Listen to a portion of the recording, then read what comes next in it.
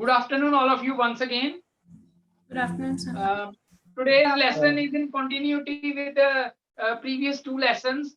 In the previous classes, we have discussed the theme of the poem Father Returning Home. We also discussed the rhyme scheme, which is not there. It has free rhyme scheme. Then we talked about the first person narrative. We had already finished first stanza, which has 12 lines. Today we'll finish the next 12 lines. Today I'll try to finish the poem. Hopefully we'll be able to finish the poem. Father Returning Home by Dilip Chitre. The theme of this poem is man's estrangement from a man-made world. Let's continue with the second stanza. Yesterday we read, my father travels on the late evening train, standing among silent commuters in the yellow light. Suburb past his unseen eyes. His shirt and pants are soggy, and his black raincoat, stained with mud, and his back stuffed with books, is falling apart.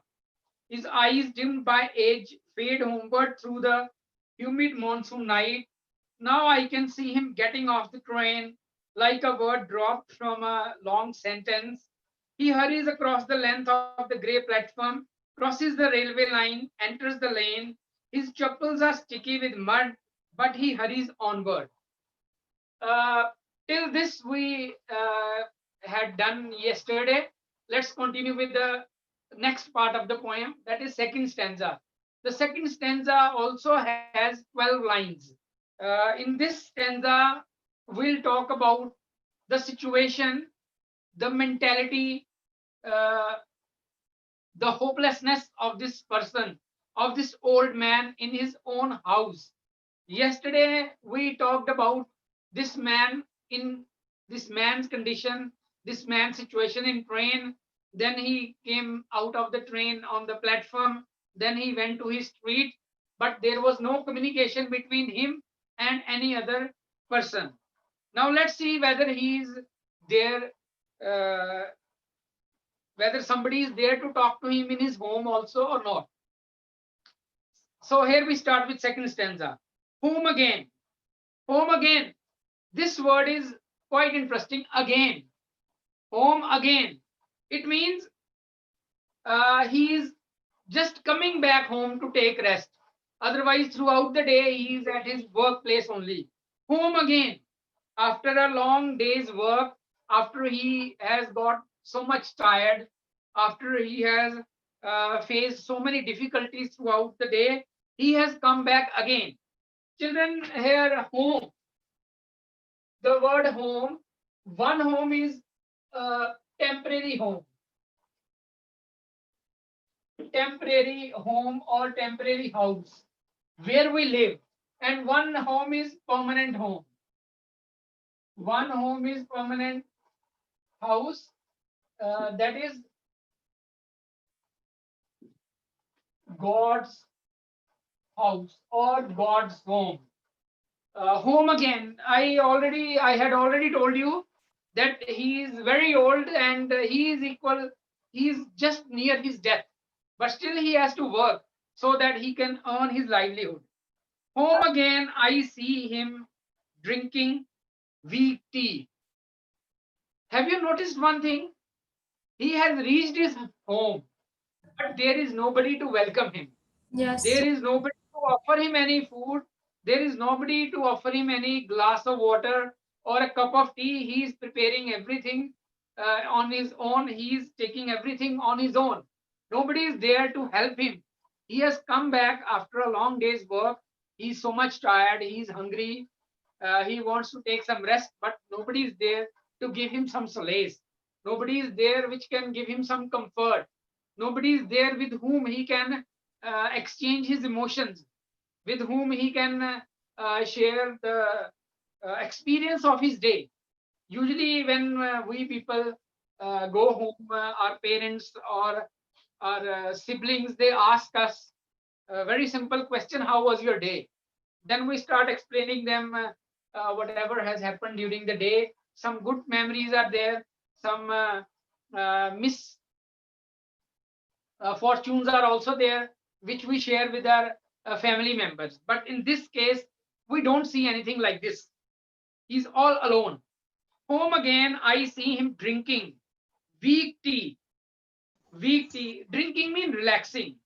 Weak tea. Look at this word weak tea.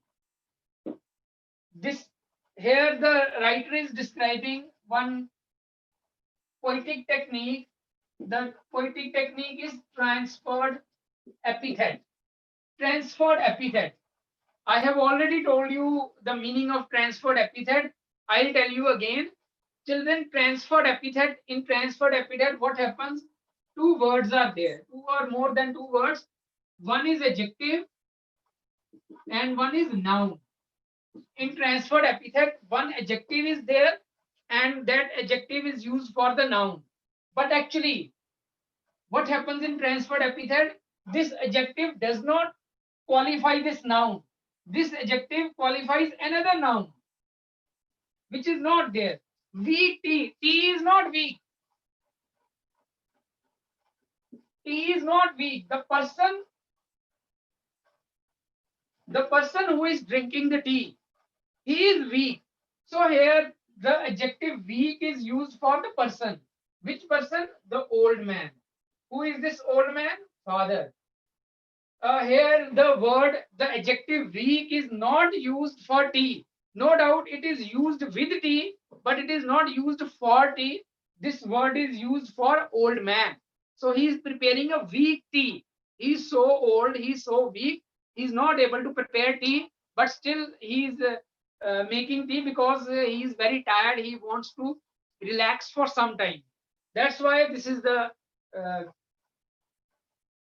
transferred epithet, because the adjective is not used uh, with the noun. The adjective is used for another noun. Is it clear? This is the meaning of transferred epithet. Yes. I'll give you more examples. I give you more examples of transferred epithet. For example, sleepless night. Here night is not sleepless. Here night is not sleepless. The person who is not able to sleep at night because of some reason, he is sleepless. So here we are not using sleepless. Sleepless is adjective here. We are not using the word sleepless for night. We are using the word sleepless for a person who is not able to sleep. Take one more example. Weary miles. Weary miles. Now here weary is used as an adjective. We are not using weary for miles. Who becomes weary? Weary means tired. Who becomes weary? The person or the traveler. The traveler who is traveling a long distance, the person who is traveling a long distance, he becomes tired.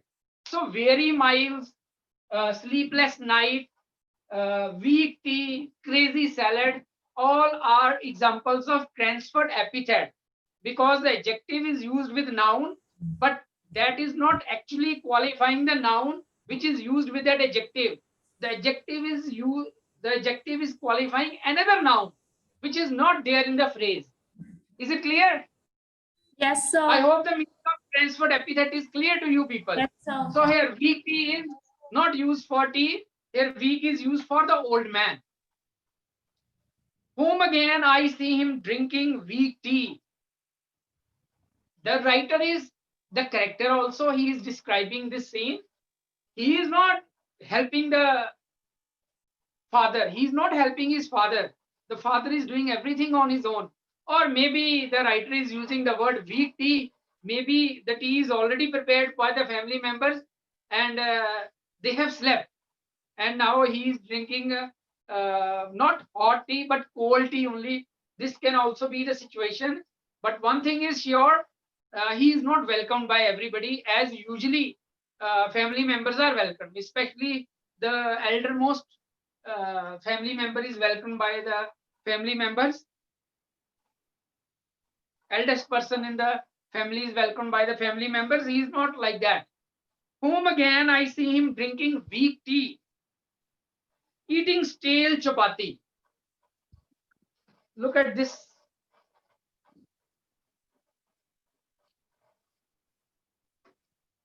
Children, the beauty of this poem lies in the imagery, the symbolism, uh, the hidden meaning.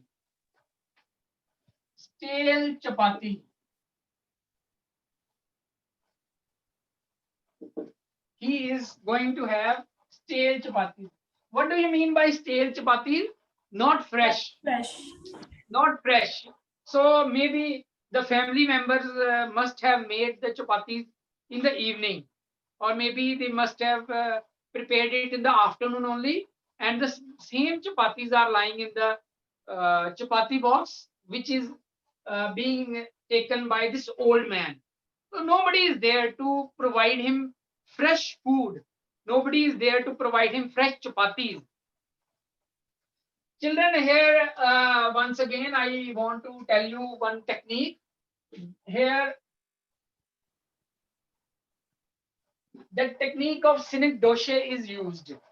These two words might be new to you. Actually, I have already told you the meaning of both the poetic techniques, but I don't know whether you remember it or not.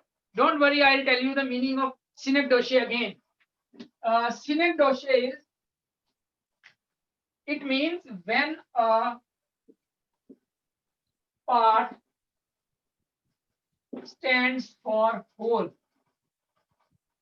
When a part represents the whole thing, when a part stands for whole, that is called cynic doshe. For example, if I say, take the example,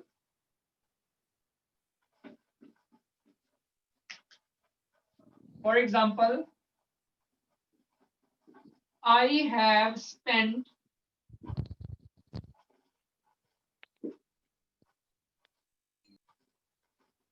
5 winters in this house.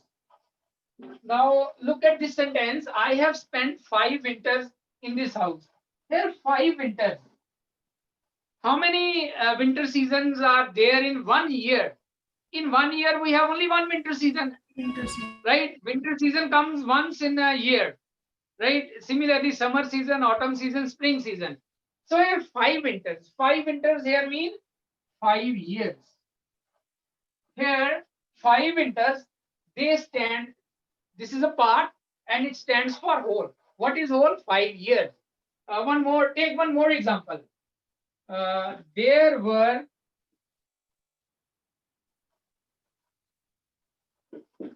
20 heads in the class. When I am talking about 20 heads, heads mean, now head stands for one person. So 20 heads here means 20 students or 20 children. Now look at this thing. This part, this is part of a body and it stands for the whole person. This is part of a year and it stands for the whole year. Similarly, stale chapati. Here chapati means, chapati is part and it stands for whole. What is this? Food. So he is having food. In food, we have chapati, we have vegetable, we have lentils, we have many other things. We have salad also. All these things are there in food, but here chapati. Chapati is standing, chapati is part and it stands for whole. It stands for food.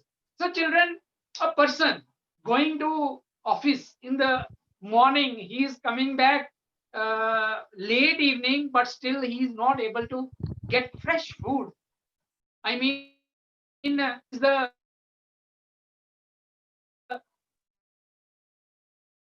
this is the,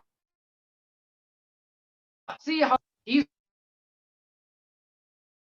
coming back after a long day. He is drinking weak, then he is having stale chapati. He is not able to get fresh food. This is again something very cruel on the part of this family member, of these family members. I hope the meaning of cynic doshe is clear to you. Yes, sir. Cynic doshe is when a part stands for whole. When a part stands for whole. Home again, I see him drinking weak tea. eating a stale chapati, reading a book. Shweta, can you tell me why he is reading a book? Sir, because his profession is related with books, because you told in first stanza also that he was carrying so many books in his bag, and maybe he's a. Good. Yes, good, Shweta. There can be one more interpretation of this line also. Children, before starting the poem only, I told you the beauty of this poem lies in the symbolism. Words. You have to understand the symbols. You have to understand the hidden meanings of the words. Here also there is one hidden meaning. Reading a book.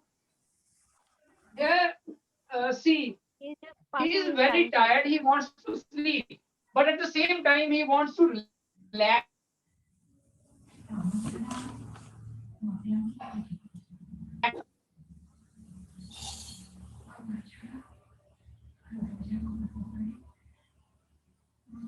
He with their children. They have some conversation with their grandchildren.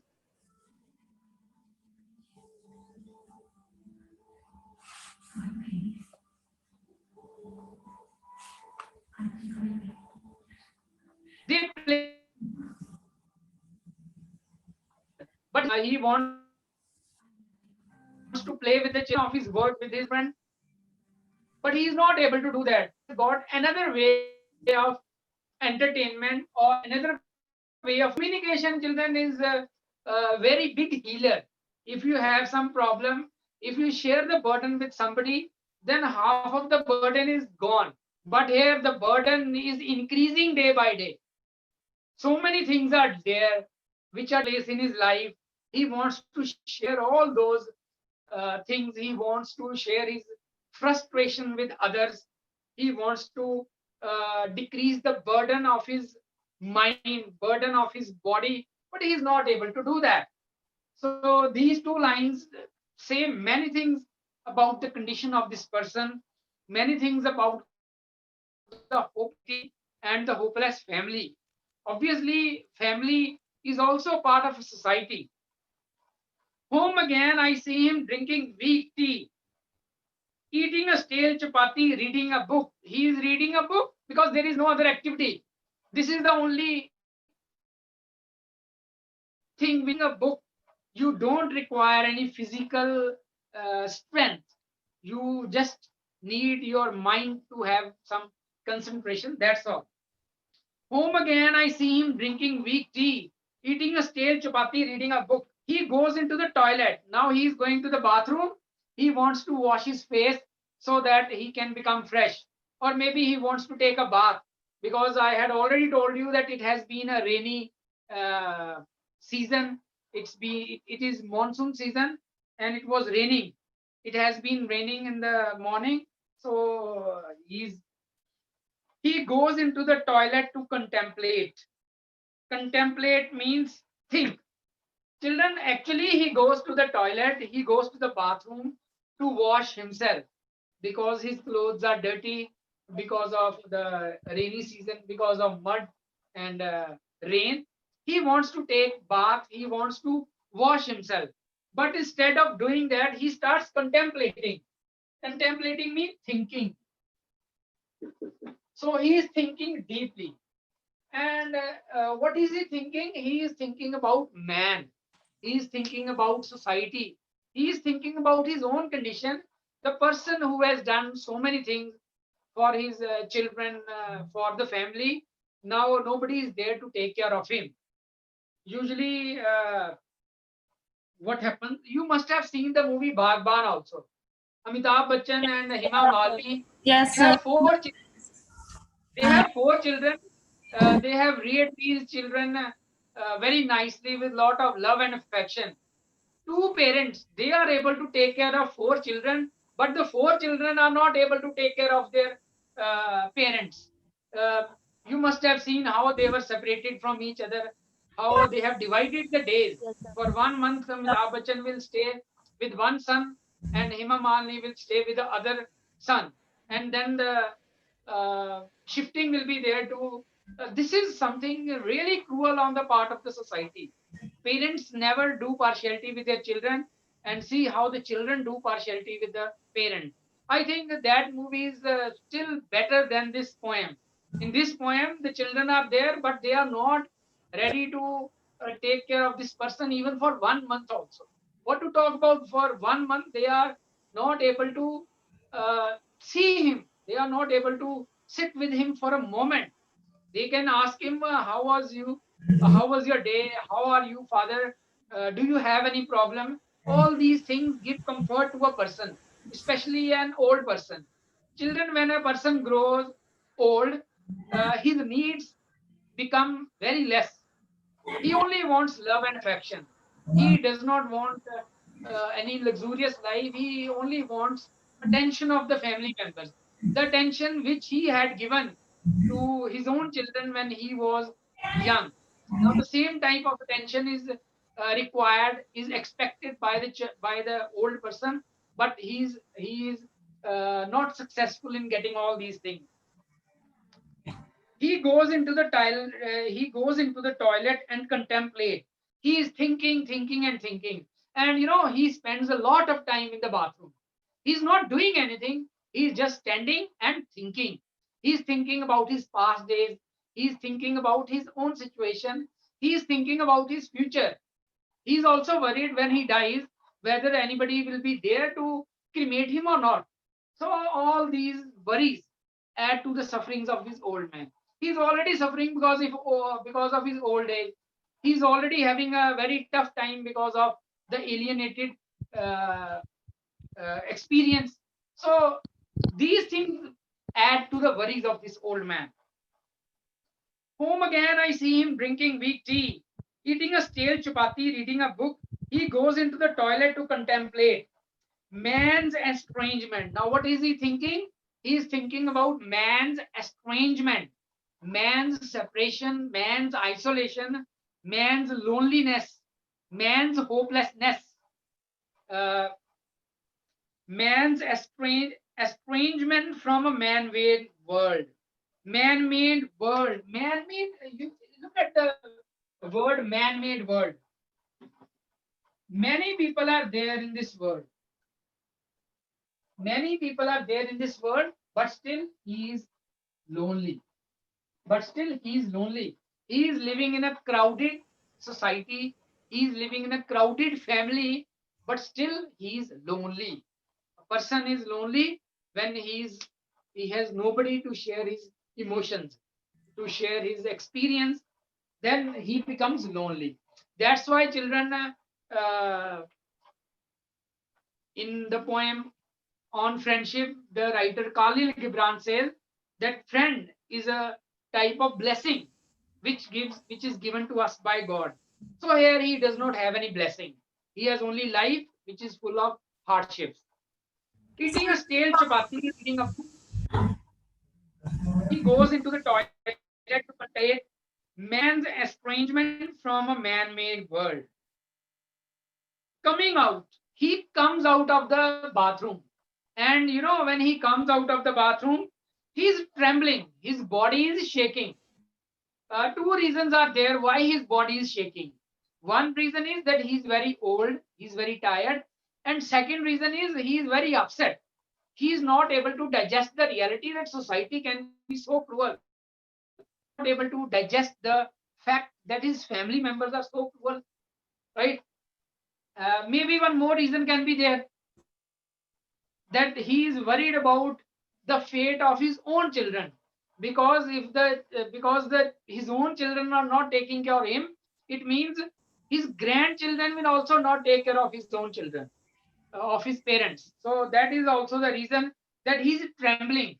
He's very weak, he's very upset, he's very sad. Man's estrangement from a man-made world. Coming out means coming out of the bathroom. He trembles. Trembles means shake. He is shaking because he is very tired. He is very old. He does not have much energy. He is not able to stand properly. He is not able to stand properly. But unfortunately, there is nobody who can help him in doing all these things. Coming out, he trembles at the sink. At the sink mean at the wash basin. He is not able to stand properly because of the weakness. He is trembling. He washes his hands, but he is not able to wash his hands properly. He is washing his hand just for the sake of washing, but actually he does not have much energy.